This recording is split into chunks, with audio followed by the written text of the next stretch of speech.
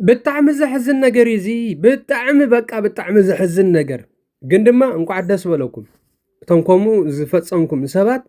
ኣብ ቅድስቲ ቤተ ክርስቲያን ኣብ ማእኸል ምእመናን ኣብ ማእኸል ህፃውንቲ ኣብ ማእኸል መንእሰያት ከምዚ ዓይነት ፍጻመ ዝፈጸምኩም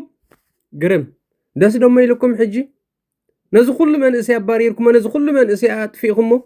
ኣሳዲድኩሞ ደስ ኢልኩም ብጣዕሚ ተደንግጹ ብጣዕሚ ድማ ተሕፍሩ መጽሐፍ ቅዱስ ብዛዕባ እዚ እንታይ ዝብለና ኣምላኽ ናይ ሰላም እምበር ናይ ዕግርግር ናይ ዝርግርግ ኣምላኽ ኣይኮነን ኢሉ ሃዋርያዊ ቅዱስ ጳውሎስ ኣብ ቀዳማይ ቆሮንጦስ ምዕራፍ 14 ብሓቂ እዚ ዓይነት ፍጻመ እዚ ልቢ ዘቐንዚ እዩ ቤተ ክርስቲያን ቦታ ጸሎት ቤት ፍቕሪ ቤት ዕርቅን ቅድስናን ሰላምን እምበር ቤት ቁጥዓ ጽልእን ዓመፅን ክትከውን ኣይግባእን እዩ ነይሩ ዘሕዝን ነገር በቃ ዘጉህ ነገር ሕማቅ ዘመን በፂሕና ጎይታና ኢየሱስ ክርስቶስ ክምህረና ከሎ ከምዚ ኢሉ ምህረና ገበርቲ ሰላም ውሉድ ኣምላኽ ክበሃል እዮም እሞህ ብፃኣን እዮም ኢሉ ገበርቲ ሰላም ይዝብል ዘሎም ፈጠርቲ ባእሲ ኣይበለን ኣብ ቤተ ክርስቲያን ምፍልላይ ዝገብሩ ኣይበለን ገበርቲ ሰላም እዚኦም ናይ ብሓቂ ንሰላም ዝጽዕሩ ስለ ዝኾኑ ውሉድ ኣምላኽ ክበሃል እዮም ብፃኣን እዮም ድማ ኢሉ ስለዚ ክርስቶስ ገበርቲ ሰላም ደኣ ይብል ኣሎ እምበር ገበርቲ ባእሲ ፈጠርቲ ባእስን ጽልእን ኣይበለን ክርስቲያን ኣብ ዝኾነ ኩነታት ኣብ ዝኾነ ቦታ ሰላም ዝደሊ ዕርቂ ዘምጽእ ንሰባት ዘተዓርቕ ዘቀራርብ እምበር ዝፈላልን ዘበኣስን ክኸውን ኣይግባእን እንደገና ኣብቲ ምዕራፍ ንሱ እንታይ ይብል ምእንቲ ጽድቂ ዝስደዱ መንግስተ ሰማያት ናቶም ያሞህ ብፃኣን እዮም ኢሉ እወ መጽሐፍ ቅዱስ እንተ ተጸረፍና እንተ ተበደልና ወይ ድማ እንተ ተሰጎግና እንተ ተባረርና ብትዕግስቲ ክንጽዕር ብትዕግስቲ ክንዕገስ እምበር ብጽልእን ብባእስን ብሓይልን ብመቆምያን ጸናጽልን ክንተሃራረም ክንምልስ ኣይመሃረናን ክርስቶስ መምህርና ጡፍ ክበሃለሉ ከሎ ወላሓንተ ይበለን ኣጋንንቲ ኣለዎ ክበሃል ከሎ ወላሓንተ ይበለን ሃዋርያት እዮም መምህራና ክግረፉ ክቐተሉ ክግፍዑ ከለዉ ወላሓንተ ይበሉን ንያቱ ዝጥምትዎን ዝርእይዎን ነይርዎም ንክርስቶስ እዮም ጥምቱ ነይሮም እሞ ስለምንታይ ዳ ንሕና ንክርስቶስ እንዳፀዋዕና ንክርስቶስ ዘይንመስል ስለምንታይ ዳ ሃዋርያ ጳውሎስ ጴጥሮስ እንዳበልና ግብሪ ጳውሎስን ጴጥሮስን ዘይንሰርሕ ኣብ ቤተ ክርስቲያን ንምንታይ ምእመናን ኣኪብና ንበኣስ ስለምንታይ ብመጸናጽል መቆምያ ንተሃራረም እዚ መንፈሳውነት ድዩ እዚ ክርስትና ድዩ እዚ ንክርስቶስ ዝሕጉሰ ድዩ ኣይፋልን ባህግልብና ኢና ዝፈጸምኩም ባህግልብኹም ይኹም ፈጺምኩም ድልየታትኩም ሕልምታትኩም ይኹም ገሊጽኩም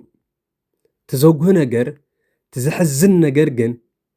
ህፃናት ኣብቲ ቦታ ንሱ ተረኺቦም ደንብ ምርኣዮም እዩ እንታይ መኽብል በቃ ሃዋርያዊ ቅዱስ ጳውሎስ እንታይ ዲ ዝበለ ነቲ ንመዓልቲ ምድሓን እተሓተምኩምሉ ንኣምላኽ መንፈስ ቅዱስ ኣይተጉህዩ ሓዊ መንፈስ ቅዱስ ኣይተጥፍኡ ድማ ኢሉ ብዘሎ መሪርን ነድርን ኩራን ታዕታዕን ጸርፍን ምስ ኩሉ ክፍኣት ዘበለ ካባኻትኩም ይርሓቕ ስለምንታይ ካባና ክርሓቕ ዘይከኣለ ስለምንታይ ጸላእ ሰናያት ሓሳብ ሰይጣን ሓሳብ ዲያብሎስ ኣብ ቤተ ክርስቲያን ሒዝናየ ኣቲና ሒዝኩም ኣቲኹም ዓገብ በቃ ዓገብ ነውሪ እዚ ኣጸያፊ እዩ እቶም ተባእሱ ብዓበይቲ ሽማግለ ብመራሕቲ ቤተ ክርስቲያን ዝዓርቕን ተረኺቡ ካብኦም ማለት እዩ ዝዓርቕን ተረኺቡ ከማን ክዕረቑዮም ይቕርዕረ ክበሃል እዮም በቲ ኩነታት ንሱ ተዓንቂፉ ዝጠፍአ መንእሰይ ከም መን ይዕረቆ መን የቕርቦ መን ይምለሶ ክፍወስ ይኽእል ዝልብዚ ስለዚ ግናኸ ከምታ ኣምላኽ ብክርስቶስ ይቕረ ዝበለልኩም ንሓድሕድኩም ለዋሃትን ተዳናገጽትን ኮይንኩም ይቕረ ተባሃሉ ኢሉ ሐዋርያዊ ቅዱስ ጳውሎስ ኣብ ኤፌሶን ምዕራፍ 4 ምናልባት ይቕረ ክበሃሉ ይኾኑ እቲ መንእሰይከ ሕቁይ ሂብዋ ዝጠፍአ መንእሰይከ እንታይ ክትብልዎ ትኽእሉ? መጽሓፍ ቅዱስ ንቁጣዓ ጽልኢ ጽርፍን ባእስን ካባና ክርሕቕ የዝዝ ኣብ ክንዱ ግና ምሕረት ምትሕልላይን ይቕረ ምባልን ክንላማመድ ድማ ይምህረና ስለዚ ንቁጥዑኡ እንተዘይተቋጻጸሮም ሓደ ሰብ ንቁጥዑኡ ዘይቋጻጸሮ እንተደኣ ኮይኑ ኣእምርኡ ብስምዒት ይምራሕ እምበር ብጥበብ ኣይኮነን ዝነብር ዝመላለስን ዘሎ ኣብዚ ከምዚ ዝበለ ኩነታት ድሕሪኡ ዝተጣዕሰ ቃልን ተግባርን ክፍጸም ይኽእል ይኸውን እዩ ስለዚ ብሓደ ድምፂ ቅድሚ ምምላስ ምሕሳብ ቅድሚ ምግባር ምጽላይ ቅድሚ ምፍራድ ድማ ምስማዕ ክቕድም ዝግብኦ ዝነበረ ሕጂ ግን ንርእስና ንሕተታ ንነብስና ንሕተታ ንሕና እንታይ ንገብር ኣለና መጽሓፍ ቅዱስከ እንታይ ይምህረና ኣሎ ክልቲኦም ምስ እነናጻጽሮም ልክዕ ከም ሕቆን ከብድን እዮም ክራኸቡ ዘይክእሉ ዝተፋላለዮም ንሕና ንባእስ መጽሓፍ ቅዱስ ግና ንሰላም ይጽውዕ ንሕና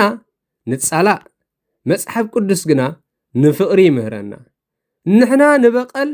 ንተንኮል ንኽፍኣት መጽሓፍ ቅዱስ ግን ይቕረ ክንብል ይእዝዘና እዚ ድማ ህይወት ምስ ወንጌል ክሳብ ክንደይ ከም ዝረሓቐ ዘርኤና ኣብነትን ምሳለን እዩ ኣብ ቤተ ክርስቲያን ከይድካ ትበኣስ ትጻረፍ ትሳብር እንታይ ኢኻ ተማሂርካ ትወፅእ ዘለኻ ቤተ ክርስቲያን ንልቢ ትቕይር እምበር ንቁጣዓ ወይ ድማ ንትዕቢት ክተዕቢ ኣይኮነትን ህዝባ ትእክል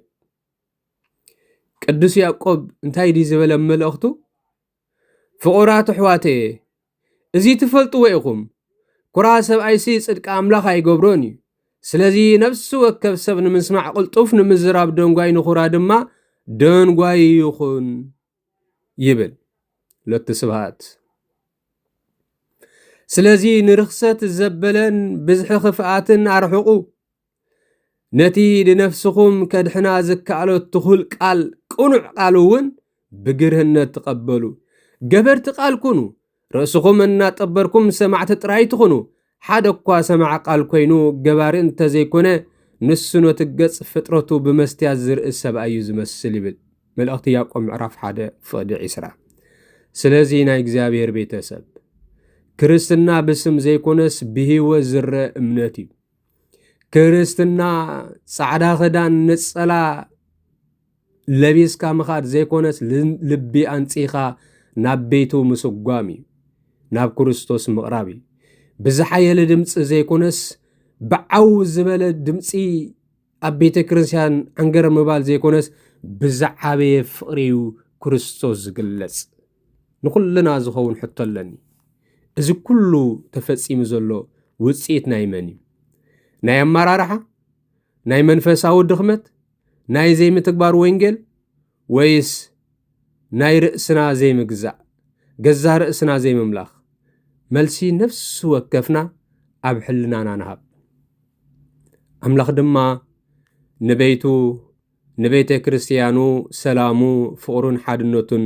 ይምለሰላ ኣሜን ለትስብሃት